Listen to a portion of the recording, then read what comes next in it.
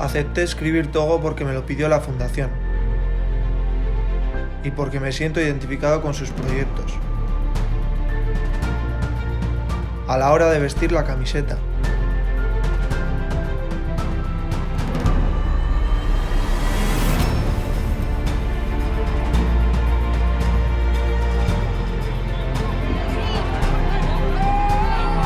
en la celebración de un gol,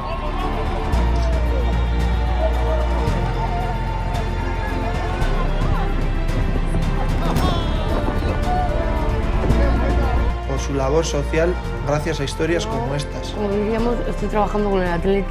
Siendo de la fundación, pertenecemos al Athletic, entonces me siento orgullosa de eso, de poder estar apoyándoles y eso. Ojalá en el futuro, si tengo un hijo, una hija, una niña, o que jugaran en el Athletic desde el principio, que nace rojo y blanco.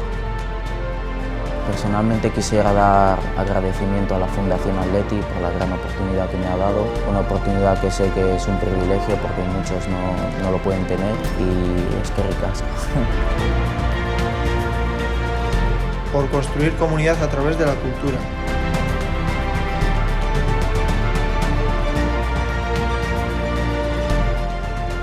Me siento parte de la Fundación Athletic Club.